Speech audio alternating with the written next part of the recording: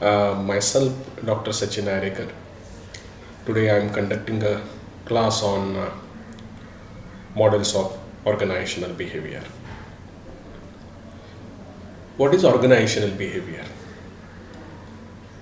Organizational behavior is a study. Now, study of what? Study of behavior of individuals as well as behavior of groups. So organizational behavior is a study, and that study is of behavior of individuals as well as behavior of groups which are working in an organization, which are working in a company, which are working in an institution. Now question comes, it is only the study of just observing the behavior, evaluating the behavior? No, it is not that much restricted. The canvas, the scope is very big. This OB study is not only restricted towards just assessment of the behavior, but it also assesses and evaluates the impact of the behavior of the individuals working in the organization on the performance of the organization as well as the performance of the individual who are working in that organization. So, for example, I am working in an organization. My behavior is not only creating problem for me, it is also creating problem for the individuals who are present in my surroundings.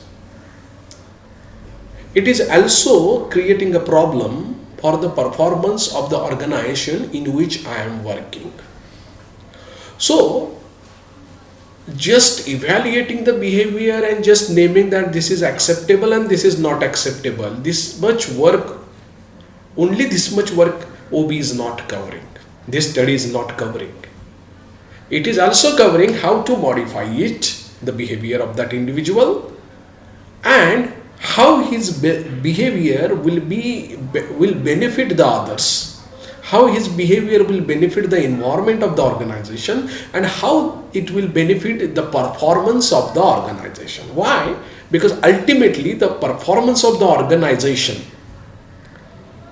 is the nucleus, is the important thing. If the performance of the organization is not up to the mark, there will be a question on the survival of the organization, and automatically the people working in that organization, their survival will be under problem. There will be a question mark on that. So when we are discussing the concept of OB, it is not only a study related to just observing or just evaluating the behavior, but it is a study which also tries to see the impact of the behavior on the individual's performance as well as team performance as well as on organizational performance, and also suggest corrective actions, also suggest how to modify it. Now when we come to today's point of discussion, that is different 5 models of OB. Today we are going to see the first model of OB, that is autocratic model. Now everyone knows what is meant by autocratic. What is the base of this model, autocratic model of OB? The base of the autocratic model of the OB is the power. The manager, the leader wants the power. This model talks about giving the power to an individual. This model talks about centralization of power in one individual's hand. And in this case, what is the managerial approach of the manager? The manager's approach is that he wants more and more authority. He feels The manager feels if he is having more authority, then he will, with the help of that authority, he will get work done from his team members, from his group members. So the orientation of the manager, the approach of the manager is to get more and more authority. He wants to grab that authority and he wants to use it for getting more work done from his team members. Now, what is the employee's approach in this autocratic model? The employee's approach in this autocratic model, that they will be like an obedient people. What is the manager is saying, instead of, they will not question, they will not evaluate whether it is a correct thing, whether it is good for them, whether it is good for the organization. They will not do any cross questioning. They will not raise any issues. They will blindly follow the orders given by or the work assigned by their manager, their leader, and they will complete. They will try to complete that in the given stipulated time, which is given by their manager to them. So employees' approach, their approach is whatever the instructions are coming from the top, accept that instructions and start working on that and finish the task. So they will be more obedient. What is this? How it will impact on employee psychology? This is the third important thing. The employee psychology will get affected because of this. The dependence will be more on boss. The dependence will be more on the leader. The dependence will be more on that manager. Employees will not be in position to take any decision in this autocratic model. Why? Because they are obedient. Why? Because the authority is in the hands of the manager. So automatically, if there is any problem, they will report that problem to that manager or leader and they will wait for the solution. When the solution will come from the manager and leader, then only they are going to implement that solution and they are going to crack that problem. So it's a very simple thing, very crystal clear thing, that employee psychologically, they will be more dependent on the boss. They will not think about the problem. They will not give any solution about the problem. Why? Because they know what is coming from top, they have to accept it, and they have to implement it. So continuously they are depend more and more on their leaders or their bosses. If they are not going to do that, there will be a fear in their mind that if I am not going to do that, I am not going to complete the task, if I am going to take any decision and unfortunately that decision not works, then there will be a punishment for me. And that's why the dependence will be more on boss. The dependence will be more on boss. Needs of the employees in this autocratic model, a portion of need, subsistence need will be get fulfilled. We can say the basic type of needs will be get fulfilled in this particular model, through this particular model.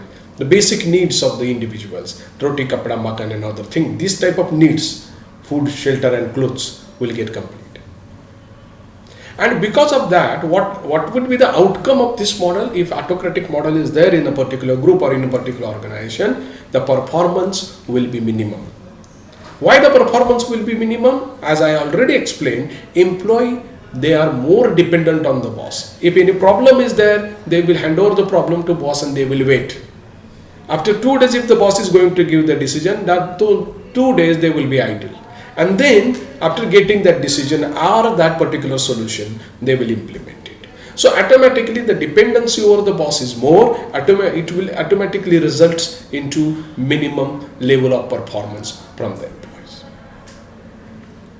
Whatever the target is given to them, they will try to achieve only that target, even though their capacity is more.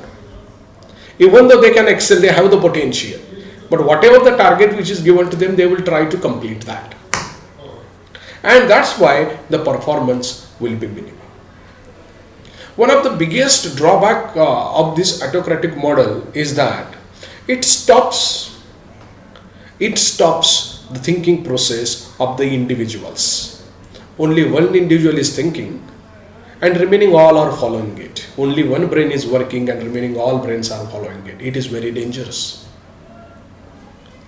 It is stopping the thinking process of the remaining people, because there is no need that they should think in this model.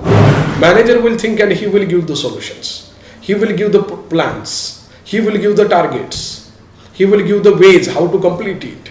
So no need to think for the team members. And if people start thinking, then there will be no ideas from their side. If we are not going to get good ideas, that means we are going to get less number of ideas. So automatically less number of ideas will get, there are less number of ideas are there. Automatically from that we have to select few and we have to implement. If all are going to think, we will get good ideas, good number of ideas, and from there we can select few. So there the scope for selection is a little bit big. So this is one of the biggest disadvantage, that people will stop thinking. And because people will stop thinking, we are not going to, organizations will not going to get good ideas. There will lack of good ideas. And if there is no good ideas, then innovation, inventions, number of things, these things will not be there. And that is the biggest disadvantage in case of autocratic model. Thank you.